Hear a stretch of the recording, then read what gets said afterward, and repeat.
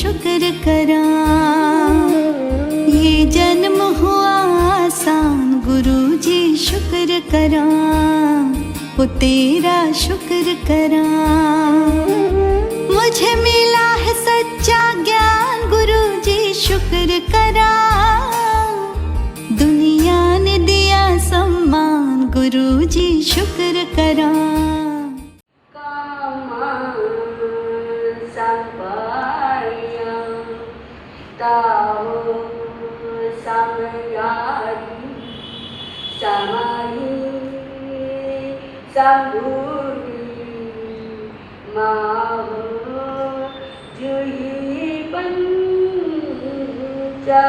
अवयाई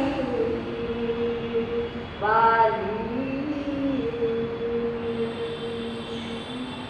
भावना दिन रात मेरी, सब सुखी संसार हो।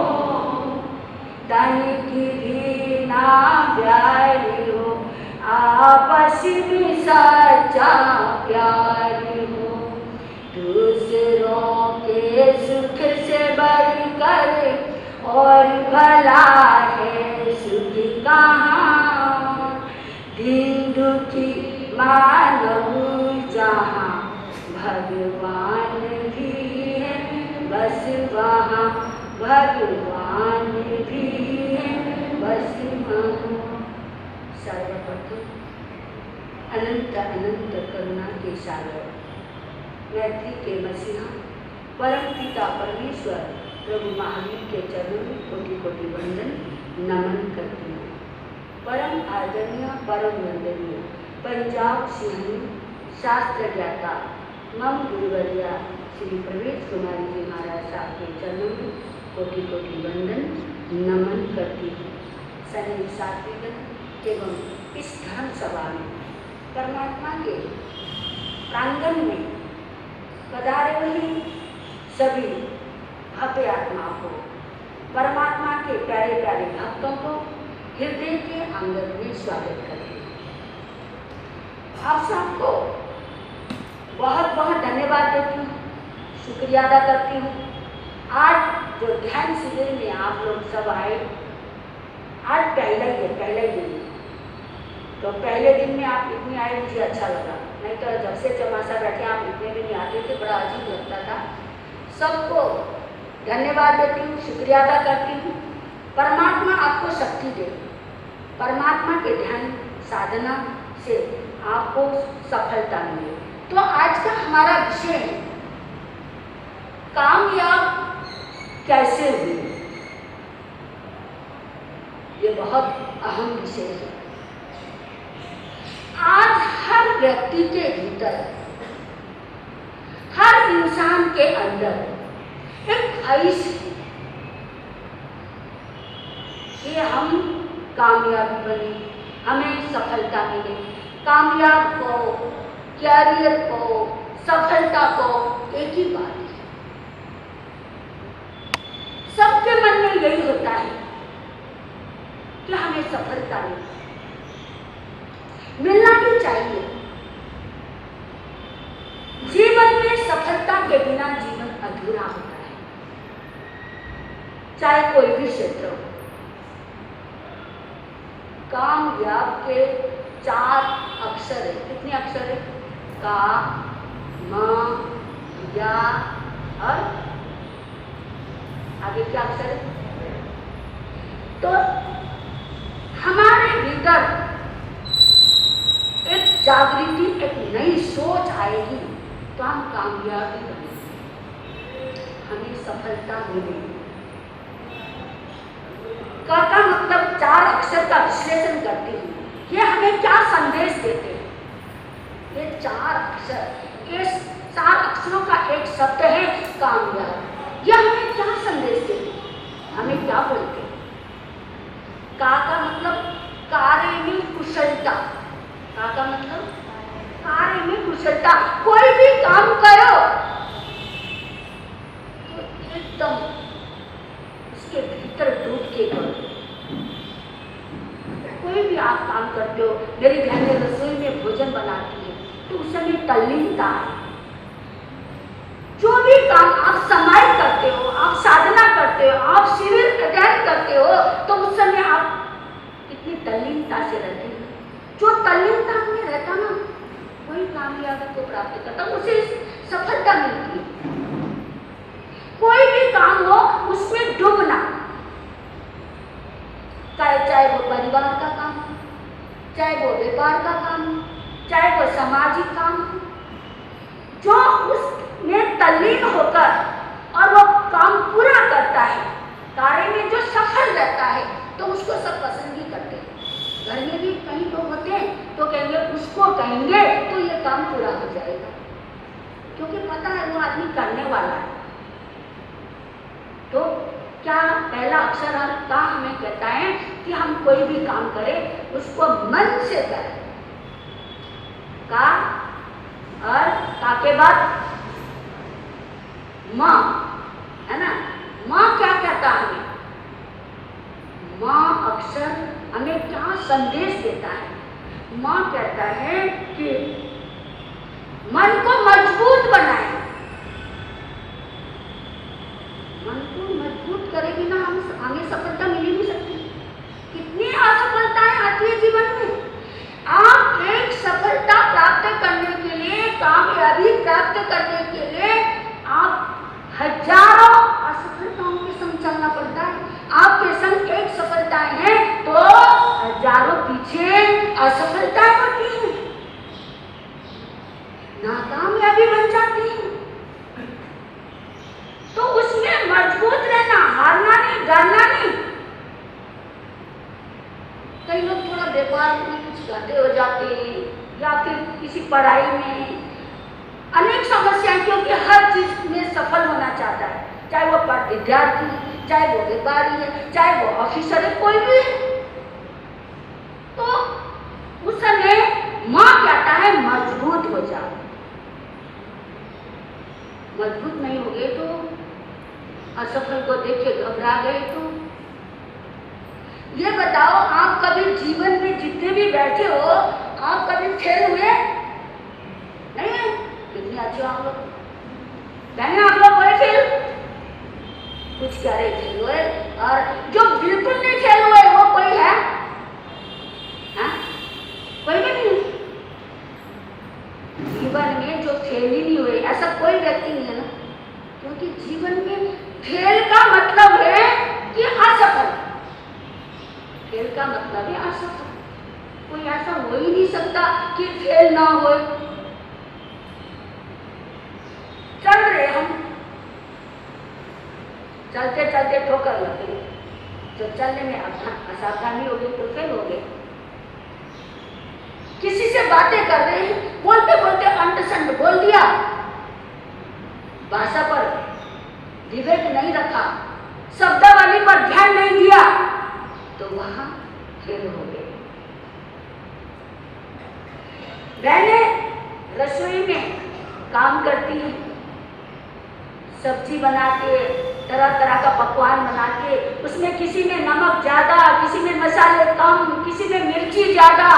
आप लोग मिर्ची ज्यादा खाते हैं, तो उस समय क्या होता है? बहनें क्या होती है? फेल हो जाती है।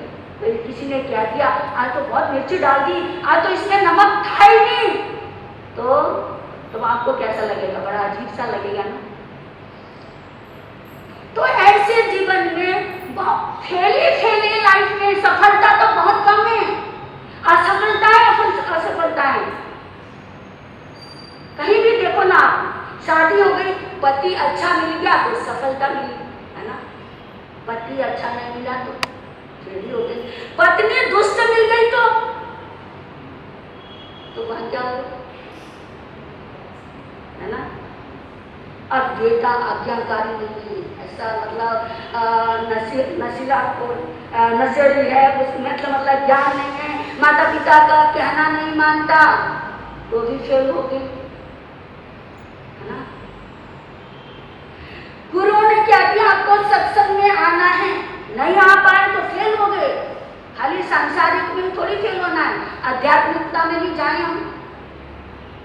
समाज के लिए प्रेरणा थी, आप नहीं कर पाए, उस समय सिर हिला दिया, पर आप नहीं कर पाए तो भी फेल हो गए। कितने बार हम फेल होते हैं, फेल होकर पर जो कहते हैं ना, जो गिर के जो उठ गया वो फेल नहीं हुआ, गिर के जो उठा ही नहीं पाया वो फेल हो गया। गिर के फिर भी कोई जो कितने मेहनत करता है उसे कहते हैं कि उसकी मेहनत में सफलता नहीं हुई। जो मेहनत करते करते भी वो सफल नहीं हुआ तो उसको असफल मत कहो, असफल उसको कहो जो पुरुषार्थ नहीं करता, जो किसी भी चीज में, चाहे वो धर्म के लिए चाहे संसारिक काम के लिए, वो पुरुषार्थ करता ही नहीं तो वो फेल हुआ पास हुआ, वो तब फेल हो गया।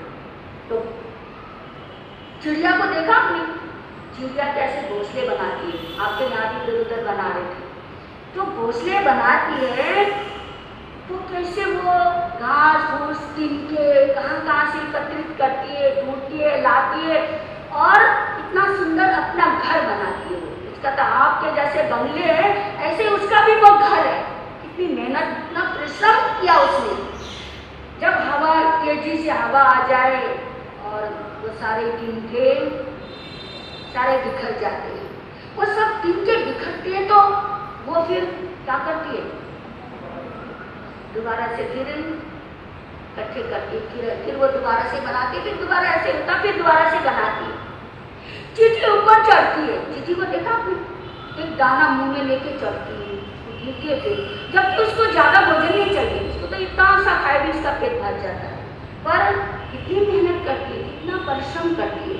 तो हम भी परिश्रम ना करें और खाली हम सोचे भाई सफल हो जाएंगे हम, समाइट ना करें और हम सोचे समाइट में रस आ जाए हमें। क्या रस आ जाए? सत्संग सुनने कभी ना आए, पर सत्संग में जाते हैं मन ही नहीं लगता। कई लोग ये कहते बैठते तो हैं बाबू जी आपके प्रवचन में, कई लोग ऐसे भी बोलते हैं तो यहाँ प्रवचन में क्यों कहते बैठते हैं पर कुछ याद तो रहता नहीं हमें। अरे सब कुछ याद मत रखिए आप, एक आधा शब्द ही अपने हृदय में रखो, अपने दिलो दिमाग में रखो, दिमाग में मत रखो, दिल में रखो। यदि आप दिमाग में रखने का, धर्म को हमेशा दिल में रखना चाहिए, व्यापार को हमेशा दिमाग में रखना चाहिए। दिमाग का आपका व्यापार के लिए, जो दिल है ना आपका, जो हृदय है वो धर्म के लिए, सत्संग के लिए। इसलिए बुद्धि लड़ाओ आप, किसके लगाओ? बुद्धि कहाँ लगाना है आपको? व्यापार में लगाना है। और दिल जो है धर्म को देना है। आप दिल धर्म को देंगे ना तो आप बहुत जल्दी तर जाओगे। आप दिमाग देते हो मतलब धर्म को, आप जल्दी तिर जाओगे और सत्संग में आपका मन भी लग जाएगा। तो कामयाब के कितने शब्द हो गए? का मा या का मतलब है यादाश्त बहुत तगड़ी होना चाहिए। कामयाबी बनने के लिए, सफलता प्राप्त करने के लिए, अपने कैरियर को बनाने के लिए एकदम यादाश्त जो है अच्छी होनी चाहिए। यादाश्त अच्छी नहीं है, बुद्धि अच्छी नहीं है तो भी बहुत मुश्किल होता है। जैसे कोई विद्यार्थी है, उसने सर्दी नहीं देखा, गर्मी नहीं देखा, आंधी नहीं देखा, तूफान नहीं देखा, वो खाना भूल गया, पीना भूल गया, सोना भूल गया, नहाना भूल गया, सब कुछ भूल गया। किसके पीछे? पढ़ाई के लिए। पढ़ाई में इतना तल्लीन हो गया, इतना जुट गया, इतना डूब गया। एग्जामिनेशन हॉल में गया, पेपर देखा, उस दिमाग में नहीं, सब निकल गया, सब भूल गया, तो उसे सफलता मिलेगी? पास हो जाएगा, उत्तीर्ण हो जाएगा? वो नहीं हो पाएगा। एक व्यापारी है, सुबह से शाम तक वो दुकान में बैठता है। जब उसके ग्राहक आते हैं, कस्टमर आते हैं, तो उनको देखता है और जब वो सामान बेचने लगता है तो उसका रेट ही भूल जाता है, मूल्य ही भूल जाता है। तो वो सफल व्यापारी बन जाएगा?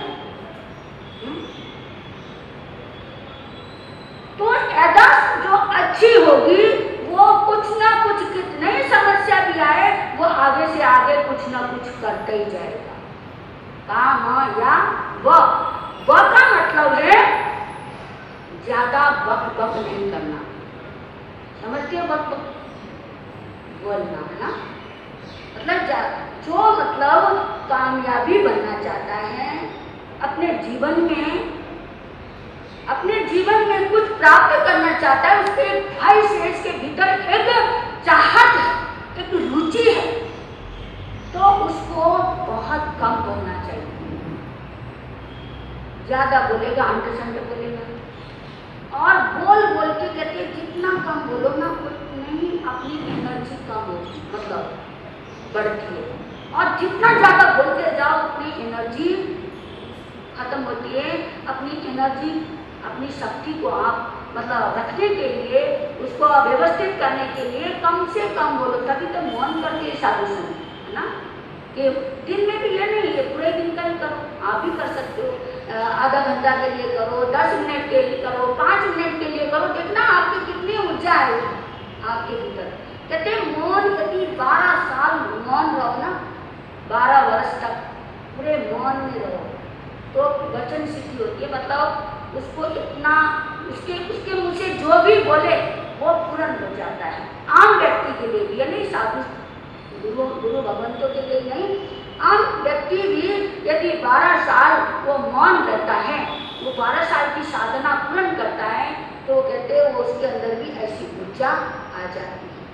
तो कामयाबी बनने के लिए कम से कम बोलना, जो कम से कम बोलेगा तो वो साधना में जुटते ही जाएगा, जो जिस काम पे भी लगा हुआ है। आप लोगों ने देखा, आप लोगों ने इतिहास पढ़ा, कितने इतिहास पढ़े होंगे, मैंने भी पढ़े, जितने भी मतलब कामयाबी को जिन्होंने प्राप्त किया, जिन्होंने सफलता को प्राप्त किया, जिन्होंने अपने ऐसे भव्य कैरियर बनाया, वो इतिहास में आप कोई भी ग्रंथ कुछ भी उठा के देखो तो साधारण घर के लोग बने, रईस घर के नहीं बने, जो बिल्कुल साधारण घर के। आपने उसका नाम सुना होगा, जेपी अब्दुल कलाम, नाम सुना ना आप लोगों ने, जिनका जन्म दक्षिण में हुआ, हम उधर जाके आए। जो जेपी अब्दुल कलाम जो है वो क्या थे, एक साधारण घर में और मोहम्मदन मतलब मुसलमान परिवार में पैदा हुआ, और बच्चा बहुत छोटा, और पिताजी इतने गरीब, एक टाइम की रोटी जुटाना भी पिताजी को बहुत मुश्किल होता था, पढ़ना लिखना तो बहुत दूर की बात। वो बच्चा बहुत छोटा स्कूल जाता था, और ना तो पूरे उसके शरीर में वस्त्र है, ना पुस्तकें हैं, नंगे पाँव जाता था। जाके जब स्कूल से वापिस आता था तो इमली के उधर तो इमली के बहुत विराट वृक्ष होते, बहुत विराट, इधर देखने को नहीं मिलते, उधर बहुत विराट इतने बड़े बड़े इमली के वृक्ष होते। तो स्कूल से आते वक्त उस वृक्ष के नीचे जाके इमली के बीज चुनता था, जो गिरे होते ना, वो बच्चा उठाता था और उनको एकत्रित करके उठा के बाजार में जाके उसको बेचता था। जेपी अब्दुल कलाम की आपने नाम बहुत बार सुना, क्योंकि वो प्रथम नागरिक भी बने। तो ऐसे कर करके उसने अपनी पढ़ाई की, और उसके अंदर एक ख्वाहिश, एक इच्छा थी कि देश के लिए मुझे कुछ करना है। ये बड़ी बात है, कैसी कैसी हस्तियां इस देश में पैदा हुई। हम देश की बात छोड़ो, हम तो अपने समाज के लिए भी कुछ करने के लिए तैयार नहीं होते। हम समाज के लिए भी करें ना तो हमारा कल्याण हो जाए। देखो अपना घर सब बना के, अपना घर का मेंटेन सब करके, अपनी परिवार का सब करते, हम समाज का करें, दीन दुखियों का करें, जरूरतमंद का करें, तो हमारा जीवन सफल है ये मनुष्य तन पाने का। नहीं तो क्या, ऐसे तो जन्म सभी लेते हैं, अपना पेट सभी भरते हैं, कोई खास अंतर नहीं है। ऐसे कर करके उसने मतलब इतनी पढ़ाई की और वो क्या लास्ट में वो बहुत बड़े वैज्ञानिक बने और प्रथम नागरिक बने। कौन? जेपी तो आप देखो सफलता में जब आगे बढ़ते ही जाता है तो आप खुद ही देखिए इंसान कहाँ पहुँच जाता है। आपने नाम सुना होगा नेपोलियन बोनापार्ट, नाम सुना आप लोगों ने? क्योंकि आप लोग भी पढ़े लिखे हैं। नेपोलियन जो बोनापार्ट है वो बहुत मतलब ऐसा मतलब आत्मबल में जीने वाला था, इतना विश्वासी, आत्मबल में ही जीता था, आत्मविश्वास को ही मानता था वो, ऐसा अद्भुत उसका व्यक्तित्व था। लेकिन बहुत सारी पहाड़ियों की चढ़ाई करते हुए, विजय प्राप्त करते हुए, करते वो उस पहाड़ी तक पहुंचा। उस पहाड़ी का नाम है अल्ब्राज।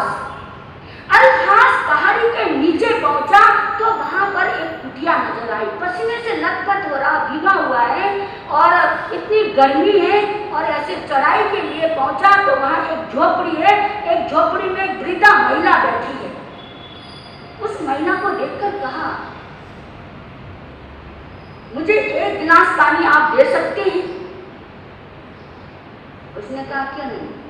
अंदर गई झोपड़ी के अंदर और गिलास पानी लाके उसको दिया। उसने कहा बेटा कहाँ जा रहे हो तुम? उसने कहा तुमने मुझे बेटा बोला तो आप मेरी माँ हो। माँ मैं अल्ब्राज की चोटियों में जा रहा हूँ। हैं? अल्ब्राज की चोटियों में? क्या बात करता है? उसने हंस के कहा क्या बात करता है? अल्ब्राज की चोटियों में कोई आज तक गया है जो तू जाने के लिए तैयार हुआ? कैसी बात कर रहा है? तब बोना ने बोला कि अल्ब्राज की चोटियां जैसे मां मैंने बहुत चोटियां जा चुका हूं, मेरे लिए कोई भी असंभव नाम की चीज नहीं। मेरे जीवन के शब्दकोश में कहीं भी ऐसा नहीं है कि मैं ये काम कर नहीं सकता। हम लोग तो लटक जाते हैं, सोचते हैं ये तो मुझसे होगा नहीं, आइंदी कभी किया नहीं, है ना, समय किया नहीं, हमारी आदत नहीं इतना समय बैठने का। उसने कहा असंभव नाम की कोई चीज ही नहीं है। उसने कहा मेरा क्या नाम मान जा, मैं तेरे को बेटा क्या के पुकार रही हूँ, इतना मेरा मान जा, मेरे भी अनुभव है, मैं बुजुर्ग हूँ, तू कभी भी पार नहीं कर पाएगा। हजारों यहाँ से आए और हजारों वापस लौट गए, कोई भी आज तक असफलता की चोटियों में नहीं पहुंच पाया, इसलिए तुम अभी यहीं से वापस लौट जाओ। मुस्कुरा के कहा माँ मैं एक आत्मविश्वास में जीता हूं, मैं यहां से पानी पी के जा रहा हूं, तुम्हारे चरण स्पर्श करके जा रहा हूं, मुझे आशीर्वाद दो, वापिस मैं यहीं से लौटूंगा और तुमसे मिल के जाऊंगा। उस वृद्धा मां ने कहा ऐसा आत्मविश्वासी व्यक्ति आज तक मैंने नहीं देखा। ऐसे व्यक्ति को तो ईश्वर भी हरा नहीं सकता। जा बेटा मेरा आशीर्वाद है, जा सकते हो तुम, आपका आशीर्वाद अवश्य विजयी होकर आऊंगा। चला गया और असफलता की चोटियों में सारा जाके विजयी बन के आया। और द्वितीय विश्व युद्ध में वो क्या हो गया था? विजयी हो गया था। कैसे कैसे महापुरुष हुए जो कामयाबी बनने के लिए कैसी कैसी मेहनत करी उन लोगों ने, कहां कहां पहुंचे, कैसी कैसी असफलताओं को सफलता में लाने का प्रयास किया। ऐसे ही कोई सफल थोड़ी हो सकता है। आपने यही देखो नरेंद्र मोदी, वो तो उनके बारे में तो आपको सबसे ज्यादा पता है ना, मुझे ज्यादा खोल के बताने की जरूरत ही नहीं है।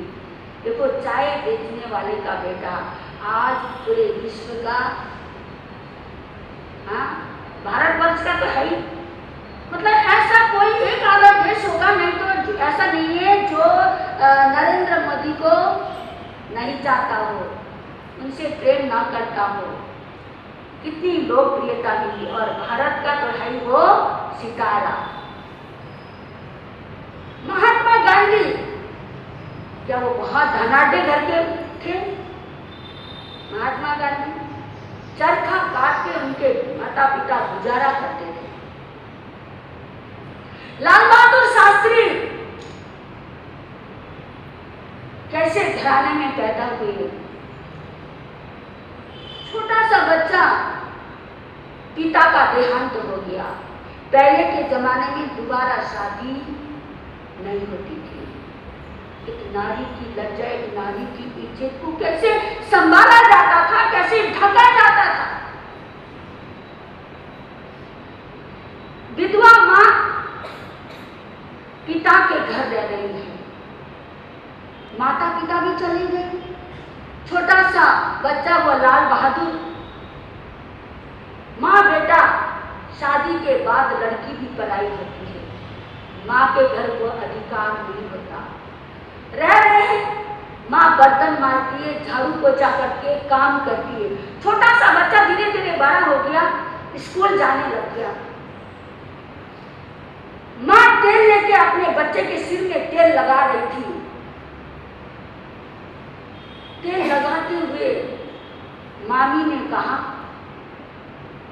अब तेरे शहजादे के लिए तेल भी चाहिए, ये भी चाहिए, वो भी चाहिए। लाल बहादुर शास्त्री स्कूल गया, छोटा सा बच्चा स्कूल से वापिस आया तो उसके सिर में बाल ही नहीं है। उसने कहा, बेटा तेरे बाल कहाँ गए? माँ,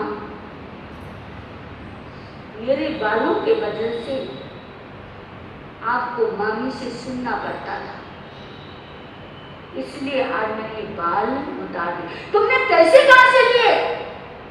जो नाव में जाने के लिए आप मुझे 4 आना दिया था ना, वो मैं नदी पार करके गया और उससे मैंने अपने बाल नाव से उतार दिए। देखो कैसा विश्वास अपने में जीने का।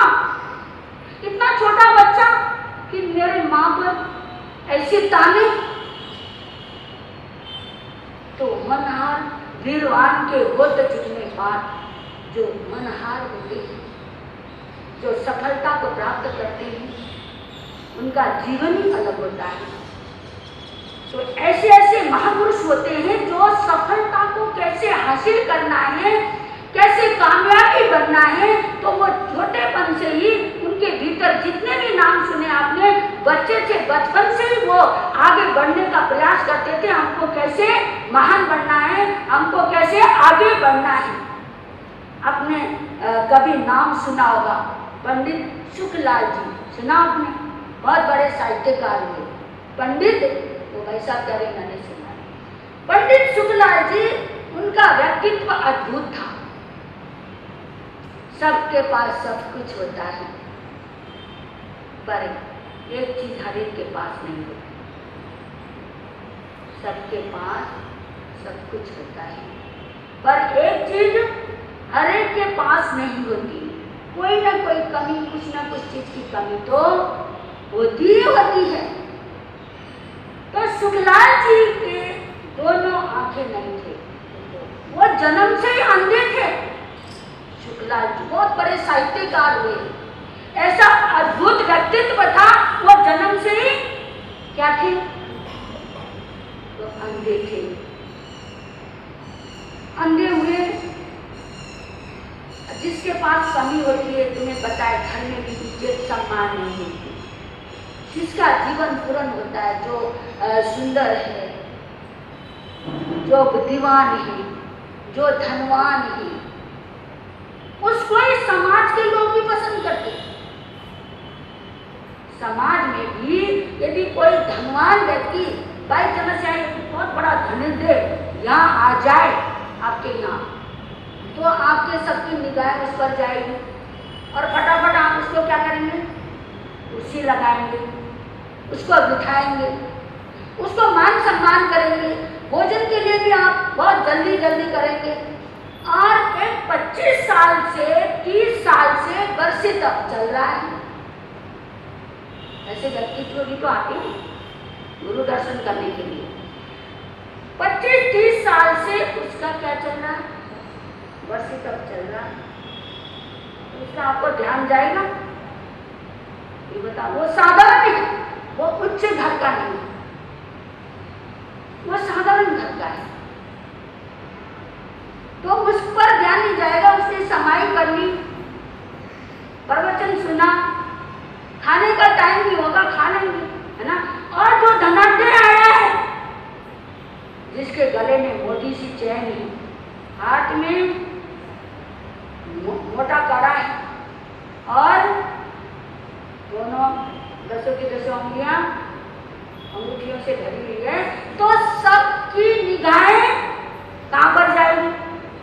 उस पर जाएगी। पर जो 25-30 साल से जिसकी साधना चल रही है, साधन वालों को सब मानते हैं, साधना वालों को कोई नहीं मानता।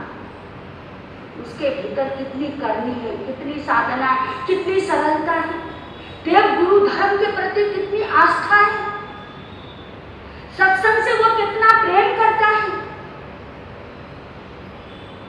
उसका ध्यान नहीं है। वो अमीर आदमी भले ही उसका कैरेक्टर एक पैसे का भी ना हो, पर उसके पास क्या है? हा? उसके पास क्या है? पैसा। पैसा होना बुरी बात नहीं है, पैसों का दुरुपयोग होना बुरी बात है। पैसे से आप जहर भी खरीद सकते हो और पैसे से आप अमृत भी खरीद सकते हो। अमृत खरीदोगे तो क्या होगा? अमृत को आप खरीदेंगे तो क्या होगा? उसको आप अमृत को पी लेंगे तो क्या होगा? क्योंकि उससे आपको एनर्जी आ जाएगी, शक्ति आ जाएगी, रोग खत्म हो जाएंगे, आरोग्यता प्राप्त होगी। और जहर को खरीदोगे तो जहर को खरीदोगे तो क्या होगा? जहर को खरीदोगे तो खत्म भी हो जाएंगे, ये जीवन ही समाप्त हो जाएगी। एक धन है, एक धर्म है, एक धन है, एक धर्म है, दोनों ही धर्म धन। आपको कौन सा अच्छा लगता है ज्यादा? आपको धन प्रिय है या धर्म प्रिय है? बोला ही थोड़ा सा अंदर तो होगा भाई। आपके पास कोई अभी कोई कस्टमर का अभी फोन आया, जस्ट तुरंत, भले आप समाज में बैठे, आपको किसी ने आगे, आपका कोई पुत्र है या आपका पोता है या कोई आगे कह दिया, अरे पिताजी पापा अभी आप दुकान में अभी जस्ट आओ, आपका वो पेमेंट देने के लिए आ गया। आप तो बार बार घड़ी को देखोगे, बार बार आप घड़ी को देखोगे, ये भगवान कब ये समय आ जाए, ऐसा लगता है ये सुनिए, मतलब ये खिसक ही नहीं रही, ऐसा महसूस क्या करोगे आप? ये घड़ी खिसक ही नहीं रही, तो कैसे कहूँ मैं आपको धर्म प्रिय? धन और धर्म दोनों आवश्यकता की चीज है। मैं ऐसे में आपको उसका खंडन भी कर रहा हूँ। धन भी जरूरी है और धर्म भी जरूरी है, दोनों ही चाहिए, अपने को चाहिए ना, सब कुछ चाहिए। पर धन जो है, ऋग्वेद कहता है धन औषधि, धन और धर्म दोनों ही दवा है। क्या बोला? दोनों ही दवा बोला है। धन भी एक दवा है, औषधि है, और धर्म भी एक दवा औषधि है, दोनों ही है, दोनों हैं। पर एक तो खाने की दवा है और एक लगाने की दवा है। एक पीने की दवा, सिर्फ पीते ना, जैसे गला खराब होता है या कोई टॉनिक के लिए पीते ना, एक तो पीने की दवा है और एक लगाने की मरहम है। कौन सी पीने की और कौन सी लगाने की बता सकते हैं आप? कौन सी दवा पीने की है और कौन सी दवा लगाने की है? बाहर लगाने की है और एक अंदर पीने की है।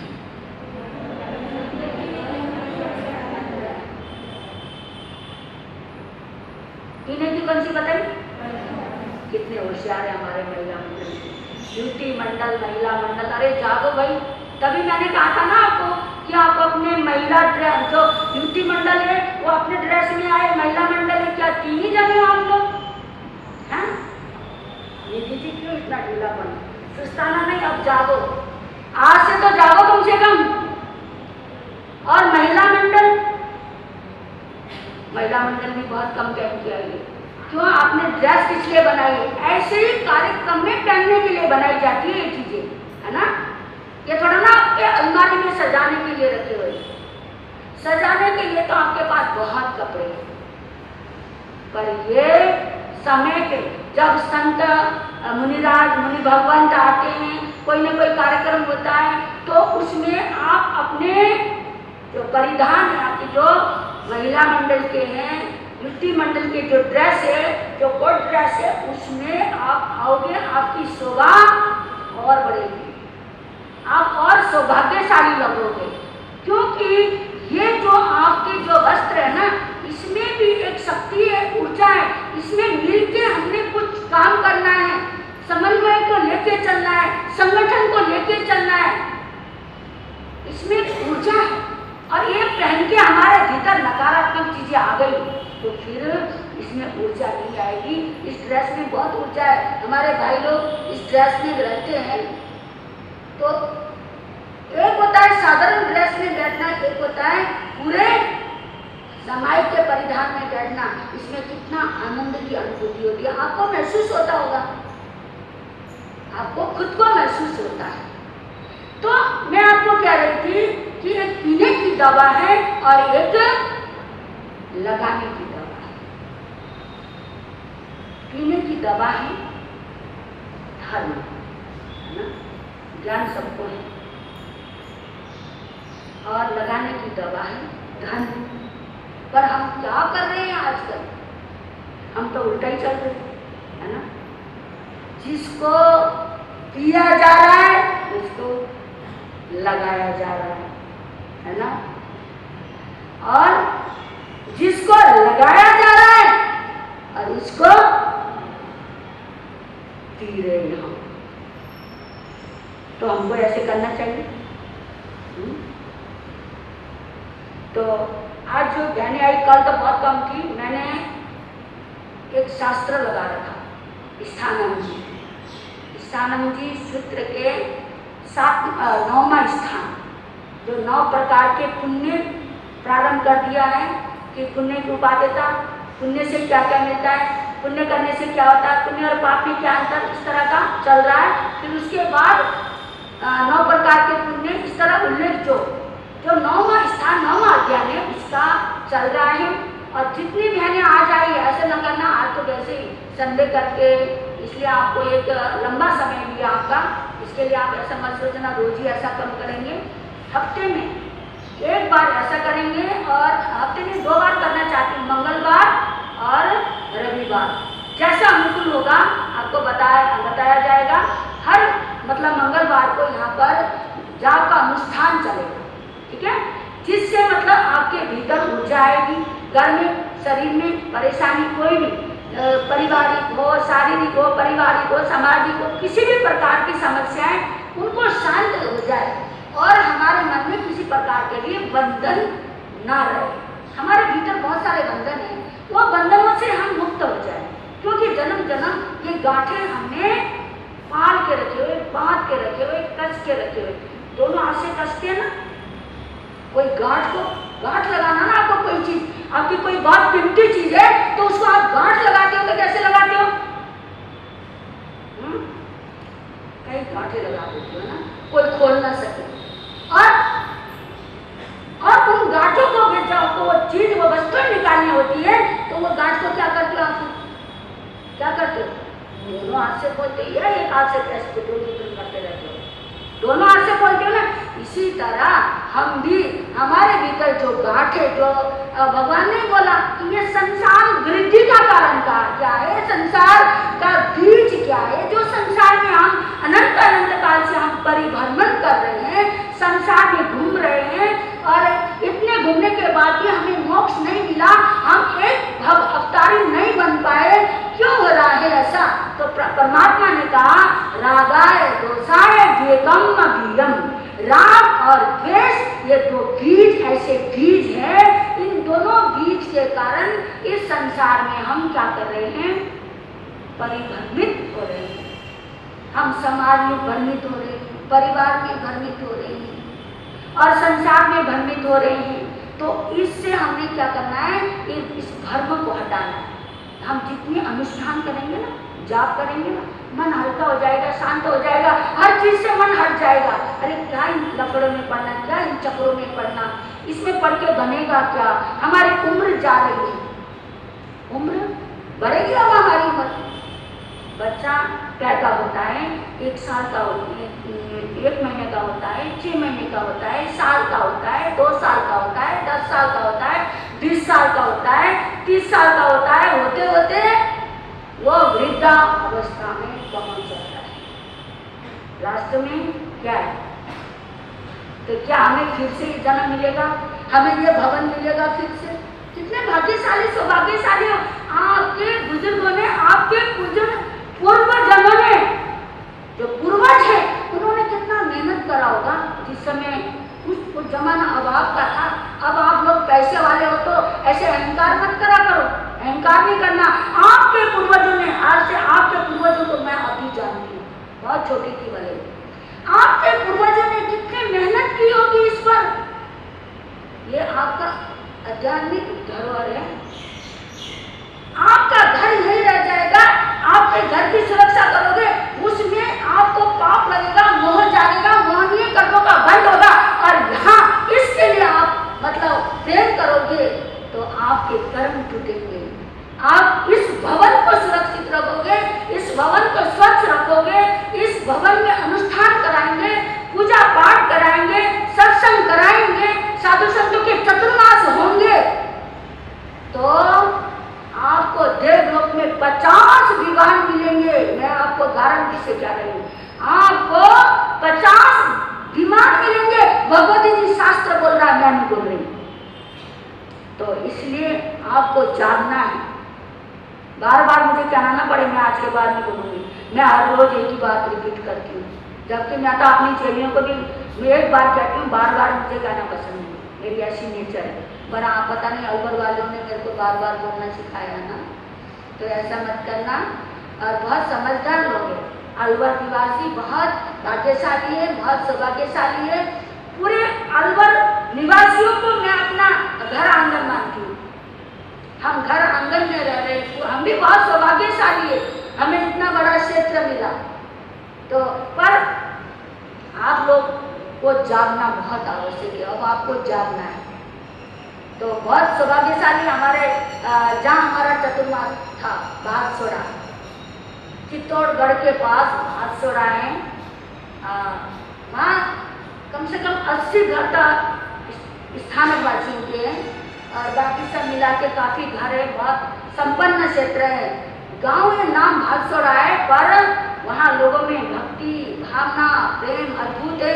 तो उपाध्यक्ष जी आए हुए और इतना सुंदर गाते, बसंती लाल जी इनका नाम, और बहुत सुंदर गाते, इतना सुंदर गाते, बहुत खुशी की बात है। अपना पूरा उनका परिवार सब मिलके आए हुए हैं। बोलना ठीक है।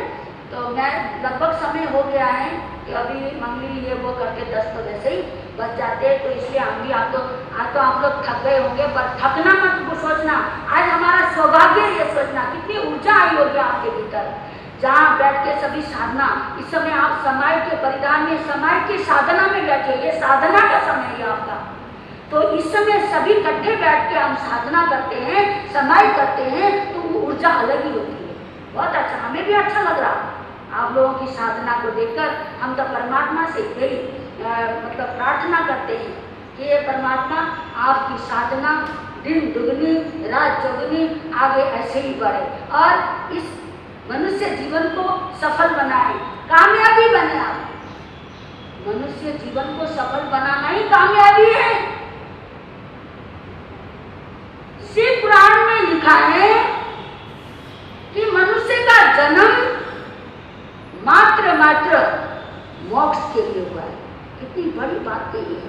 84 लाख जीवा योनि में परिभ्रमण करने के बाद हमें क्या मिला?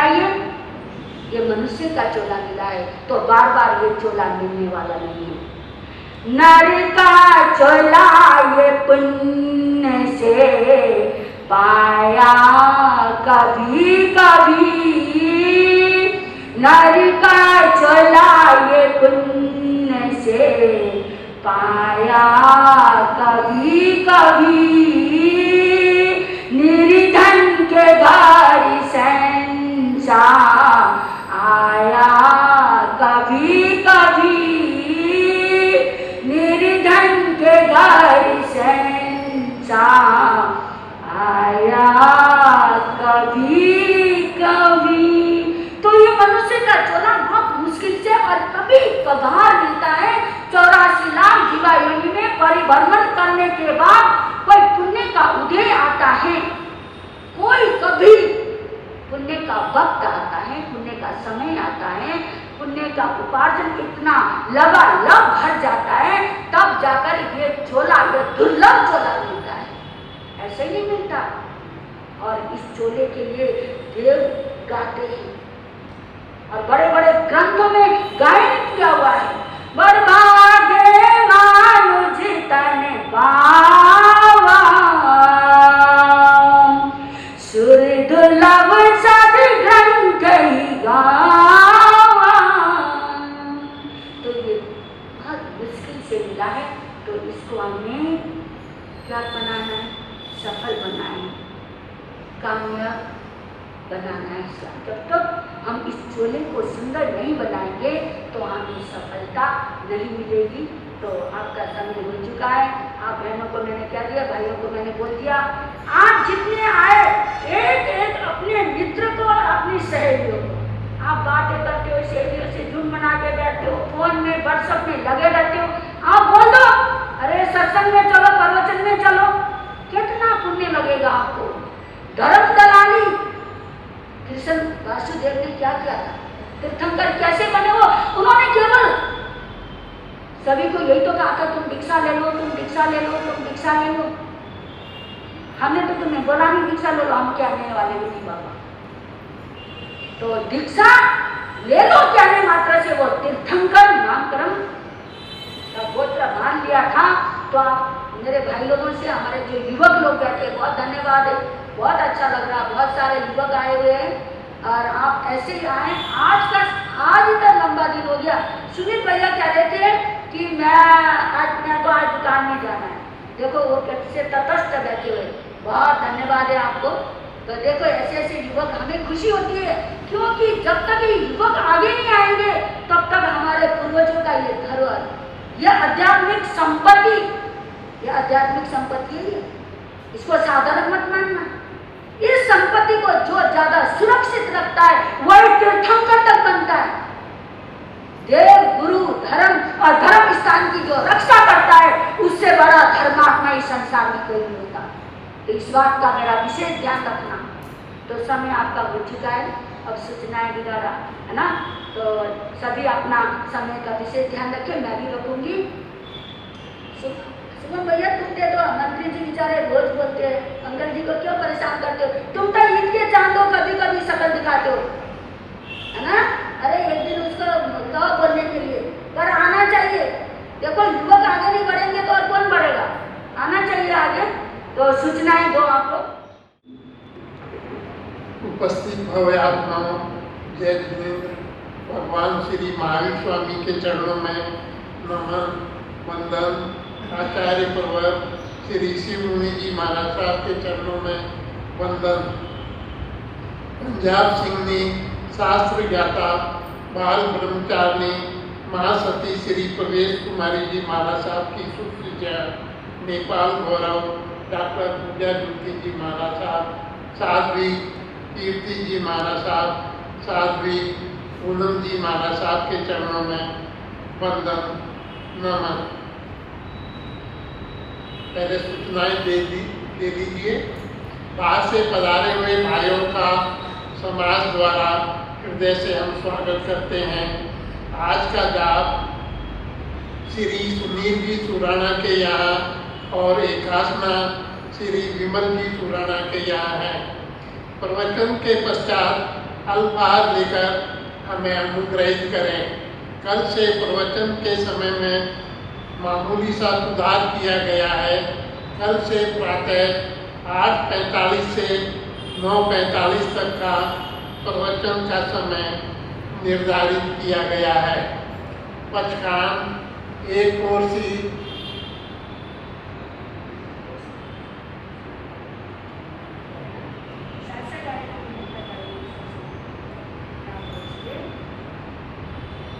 दो कोर्सी एकासना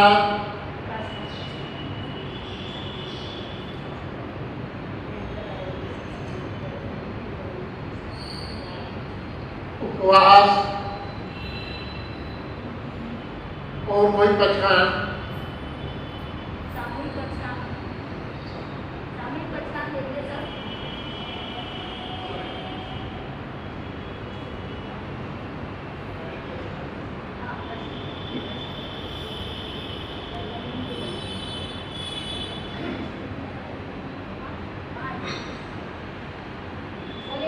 महावीर स्वामी की। तो सबसे पहला प्रश्न है मेरा कि इस संसार में सबसे उत्कृष्ट पुण्य कौन सा है?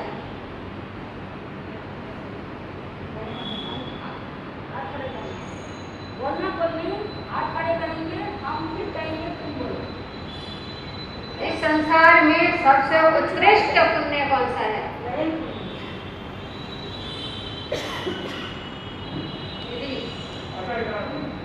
हाँ हाँ, उत्कृष्ट पुण्य आप बताइए। हाँ, कौन सा बताया आपने? पुण्य पुण्य पूछा मैंने, 9 पुण्य में से नहीं पूछा, क्योंकि पहले मैंने ही बोला स्टार्टिंग में। ठीक, उत्कृष्ट पुण्य, ठीक है, राइट है। और कामयाब कितने शब्द हैं? 4। उनमें से मैं शब्द हमें क्या संदेश देता है? हाथ खड़े करेंगे बस। हाँ भैया आप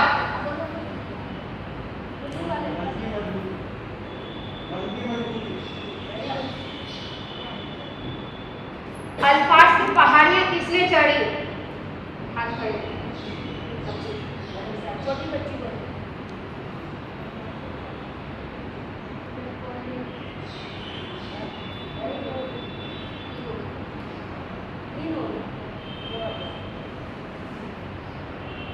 लाल बहादुर शास्त्री ने क्या किया था? मामी की बात सुन के, प्लीज हाथ खड़े करिए। छोटा बच्चा, वो छोटा बच्चा।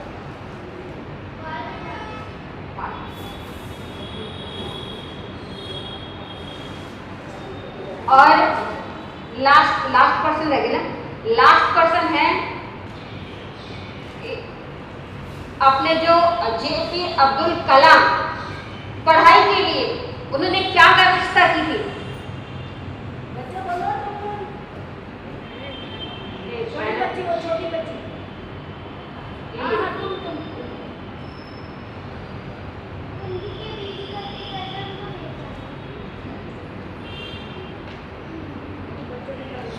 और देखिए अब 8 बच्चे नजर आ रहे हैं, इसलिए मैं एक सूचना देने जा रही हूँ कि हम लोग प्रतियोगिता करवाते हैं नमोकार मंत्र की लेखन प्रतियोगिता, जिसमें 1008 बार नमोकार मंत्र लिखना है चार्ट के ऊपर।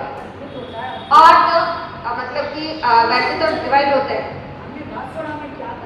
और दूसरा होता है छोटे बच्चे जो 108 बार और 1008 बार, यानी 8 से लेके 12 तक की उम्र के, यानी 15 तक की उम्र के 108 बार नमोकार मंत्र लिखना है। और दूसरे जो 15 से 16 से लेकर बाकी के जितने भी आगे तक है वो सब 1008 बार नमोकार मंत्र लेखन प्रतियोगिता, जिसमें समय दिया जाता है सिर्फ 1 महीने का, और उस 1 महीने के अंतर्गत उसको कंप्लीट करना होता है। और उसमें आप किसी भी चित्र के ऊपर आप उसको लिख सकते हैं। आपकी क्लियरिटी होनी चाहिए, आपके शब्द समझ में आने चाहिए। तो देखिए आपका बहुत अच्छे से हो जाना चाहिए। तो आप इस प्रतियोगिता में भाग लें और इसका कल हम बाकी का और सूचनाएं देंगे। आज बच्चे आए हुए हैं, इसलिए बच्चों को आज सूचित किया जा रहा है कि नमोकार मंत्र लेखन प्रतियोगिता में आप लोग क्या करें, भाग लें। आप जितना ज़्यादा भाग लेंगे आपका स्मरण शक्ति बढ़ेगी। 1st, 2nd, 3rd इसका हम प्राइज रखेंगे। तो अपने जो व्यवस्थाएं हैं वो हम कल आपको डिक्लेयर कर देंगे। उनकी मम्मियाँ तो जरूर आएंगी। तो इन्हीं शब्दों के साथ बोलिए भगवान महावीर स्वामी की। महावीर का शासन, ये शासन सत्यम सुंदर है, चले आना दुर्गम है, चले आना दुर्गम है।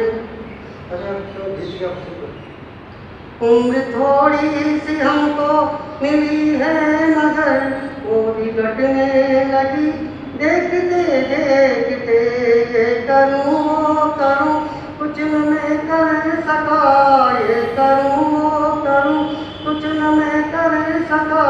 सांस रुकने लगी देखते देखते, सांस रुकने लगी देखते देखते।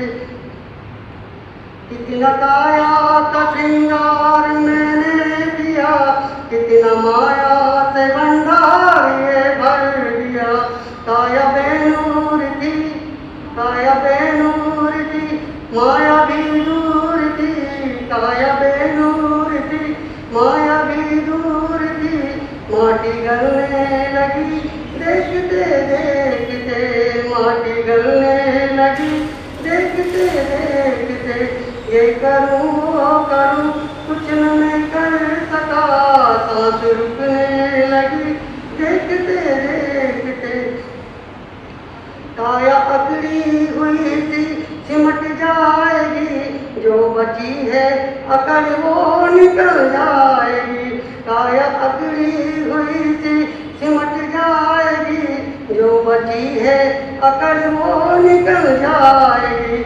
जब तक आजा हुआ, जब तक आजा हुआ और जनाजा उठा, जब तक आजा हुआ और जनाजा उठा। वो भी चलने लगा देखते देखते, वो भी चलने लगा देखते देखते। उम्र थोड़ी सी हमको इस जहां ने मुझे ऐसा धोखा दिया, आग ने मुझको सीने से लिपटा लिया। इस जहां ने मुझे ऐसा धोखा दिया, आग ने मुझको सीने से लिपटा लिया। रात को छोड़कर, रात को छोड़कर सब परिजन चले, रात को छोड़कर सब परिजन चले। वो भी उड़ने लगी देखते देखते, वो भी उड़ने लगी देखते देखते। उम्र थोड़ी सी हमको मिली है मगर, उम्र थोड़ी सी हमको मिली है मगर, वो भी घटने लगी देखते देखते। ये करूँ वो करूँ कुछ न मैं कर सका, ये करूँ वो करूँ कुछ न मैं कर सका। सांस रुकने लगी देखते देखते, सांस रुकने लगी देखते देखते, सांस रुकने लगी देखते देखते। ज्योति जी महाराज साहब की बोले, नेपाल द्वारा डॉक्टर पूजा ज्योति जी महाराज साहब की, लोक के सभी पंच महाव्रतधारी साधु साथियों की सामूहिक वंदना।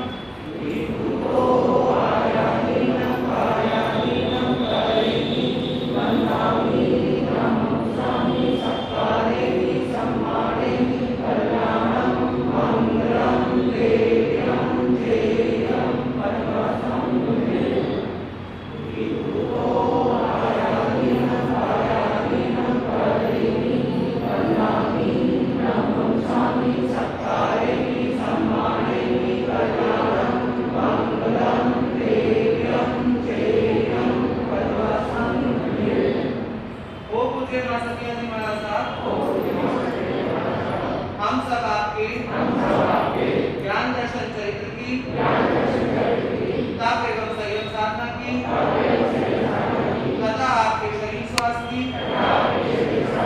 एवं आहार विहार की सुख साधक पूछते हैं एवं हमारे द्वारा हुई अभिनय साधना के लिए बार-बार क्षमा न सामूहिक पचकान। आप फल में रसभरी नहीं खाएंगे और सब्जी में आज करेले की सब्जी नहीं लेंगे और जाप में आप श्री सुपारस नाथाय नमः की माला करेंगे। तो मन के दाना परमाने 10 मन के परमाने क्या नमो अरिहंतानम नमो सिद्धानम नमो आयर्यानम नमो वर्धनम नमो लोय सर्व सावनम एसो पंचे नमोकारो सर्व पापनाशिनो मंगलानंचे सर्वे सिंह परमं हवे मंगलम जयितावारं वासं जगवती महिधियो संधि संधि करे वय भट्टो वय मंतनम श्री श्री चिदारि मंगलम अध्यंता मंगलम सिद्धा मंगलम साउ मंगलम केवली पनतो धनो मंगलम चिदारि लोकत्मा रीता लोकत्मा सिद्धा लोकत्मा साहु लोकत्मा केवली पनतो धनो लोकत्मा चदारी शरणं पवजामि अरिहन्ते शरणं पवजामि सिद्धे शरणं पवजामि साहु शरणं पवजामि केवली पनतं धम्मं शरणं पवजामि ये चार शरण